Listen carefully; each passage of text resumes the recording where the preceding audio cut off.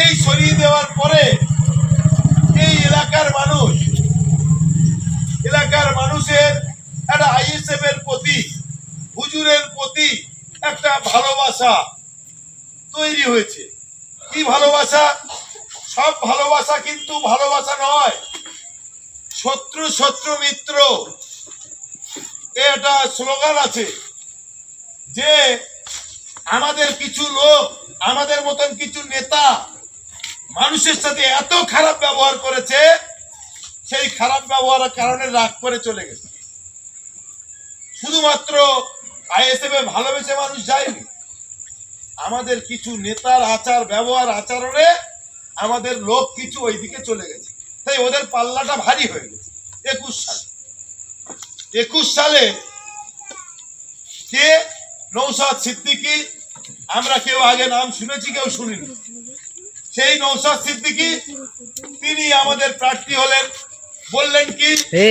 দাদা হুজুর পীর কেবলা। বাংলা, আসাম, বিহার, উড়িষ্যা মিলে 52টা জেলার পীর আমার আপনার পীর দাদা হুজুর পীর কেবলা।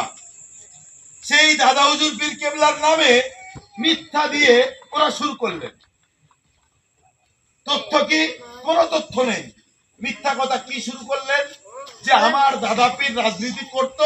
আব্বাস সিদ্দিকী ভাইজান মঞ্চে তিনি বললেন আমরা 44টা আসনে প্রার্থী দেব, দাদা হুজুর 44টা আসনে প্রার্থী দিয়েছে। এই কথা কে বললেন? বললেন আব্বাস সিদ্দিকী সাহেব। 1939 সালে আমার আপনার পীর দাদা হুজুর পীর কেবলা ইন্তেকাল করেছেন। 1947 সালে দেশ স্বাধীন হয়েছে, তাহলে 8 বছর পরে দেশ স্বাধীন হয়েছে। তাহলে তখন ইংরেজদের বিরুদ্ধে কেউ যদি ভোট করতে যেত তার চামড়া থাকতো, হয় আন্দামানে পাঠাতো আর নয় ফাঁসি। তাহলে একটা মিথ্যা কথা দিয়ে তিনি শুরু করলেন যে দাদা হুজুর প্রার্থী দিয়েছিল। কোথায়? কার বিরুদ্ধে? কোথায়? তখন ইংরেজের আমল। 1939 সালে আমার আপনার পীর দাদা পীর ইন্তেকাল করেছেন। তারপরে 1952 সালে প্রথম ভোট শুরু হয়, লোকসভা এবং বিধানসভা। পঞ্চায়েত শুরু হয় 1978 সালে। 73 সালে আইন পাস হয়। এগুলো আমরা একটু পড়াশোনা করে জেনেছি। তো এই কথা বলার সুবাদে তিনি বললেন ভাঙড়ে আমার ভাই, ছোট ভাই, আপনাদের ছোট ভাইজান এখানে দিলাম। সে কি করবে? বেকারদের চাকরি দেবে। সে কি করবে? হসপিটাল করবে। সে কি করবে? রাস্তা করবে। সে কি করবে? আপনাদের উন্নয়ন করবে।